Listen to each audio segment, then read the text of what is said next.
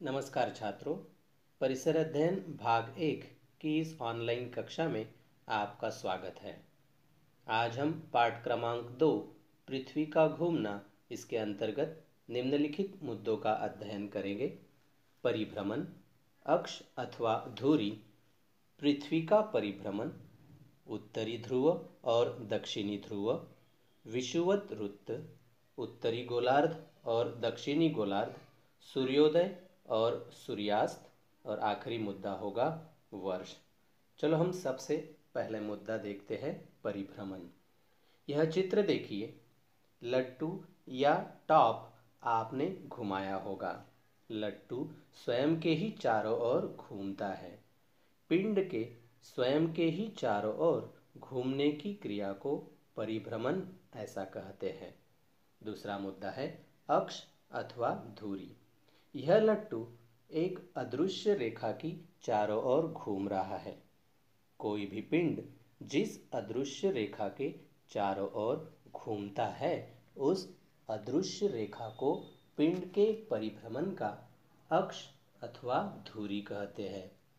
लेकिन पृथ्वी का अक्ष इस तरह झुका हुआ है, आपको इस चित्र में दिखाई दे रहा होगा, और इसी झुकी हुई स्थिति में पृथ्वी परिभ्रमण करती रहती है। तीसरा मुद्दा है पृथ्वी का परिभ्रमण। पृथ्वी स्वयं के चारों ओर इस तरह घूमती रहती है। इसी को पृथ्वी का परिभ्रमण कहते हैं। अगला मुद्दा है उत्तरी ध्रुव और दक्षिणी ध्रुव। चित्र में पृथ्वी का अक्ष रेखा NS द्वारा दिखाया गया है। यह रेखा पृथ्वी के केंद्र में से होकर जाती है। बिंदु N तथा बिंदु S को पृथ्वी के ध्रुव कहते हैं। N पृथ्वी का उत्तरी ध्रुव और S पृथ्वी का दक्षिणी ध्रुव है।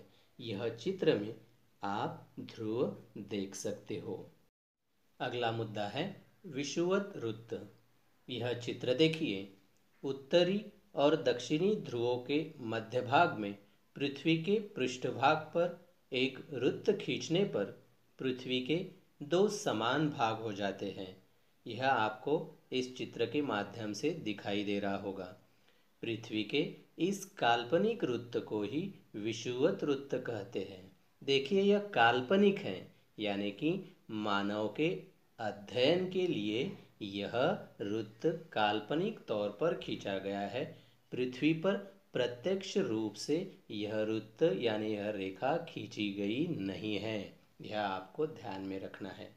अगला मुद्दा है उत्तरी गोलार्ध और दक्षिणी गोलार्ध। विषुवत वृत्त द्वारा बनने वाले पृथ्वी के दो समान भागों में से उत्तरी भाग को उत्तरी गोलार्ध और दक्षिणी भाग को दक्षिणी गोलार्ध ऐसा कहते हैं। अगला हमारा मुद्दा है सूर्योदय और सूर्यास्त। साथ ही हम वर्ष यह संकल्पना भी समझ लेंगे। पृथ्वी का इस तरह परिभ्रमण हमने अभी देखा है। पृथ्वी खुद के चारों ओर एक चक्कर लगाने में 24 घंटे लगाती है। यानी 24 घंटे जब पूरे हो जाएंगे तब पृथ्वी को खुद का एक चक्कर पूरा हो जाएगा। इस कालावधि को ही हम एक दिवस कहते हैं। एक दिवस में एक दिन और एक रात जैसे दो भाग होते हैं। यानी आपसे सवाल पूछा जाएगा, दिन और रात पृथ्वी की कौन सी क्रिया की वजह से होते, तो आपका जवाब होगा पृथ्वी की परिभ्रमण की वजह से दिन और रात होते हैं। यानी पृथ्वी का परिभ्रमण बंद हो जाए तो दिन और रात नहीं होंगे। सुबह जब हम सूर्य निकलता हुआ देखते हैं, यानी कि सूर्य का प्रकाश हम तक सुबह सुबह जब पहुंचता है, उसी को हम कहते हैं सूर्योदय। फिर उसके बाद मध्याह्न होता है, यानी कि दोपहर होती है, और फिर जब दिन ढलता है, यानी कि सूर्य हमें दिखाई नहीं देता है, उसे हम सूर्यास्त कहते हैं। और फिर वहाँ से रात शुरू हो जाती है, फिर सूर्योदय होगा, फिर दिन होगा। इस तरह दिन और रात का यह चक्र शुरू रहता है। यह वीडियो देखिए, पृथ्वी खुद के चारों ओर चक्कर लगा रही है। उस वजह से दिन और रात हो रहे हैं। और साथ ही में सूर्य के चारों ओर भी पृथ्वी चक्कर लगा रही है। सूर्य के चारों ओर एक परिभ्रमण यानी कि एक चक्कर पूर्ण करने में पृथ्वी को जितनी कालावधि लगती है यानी जितना समय लगता है उसे ही वर्ष कहते हैं। एक वर्ष में लगभग 365 दिवस और 6 घंटे होती है।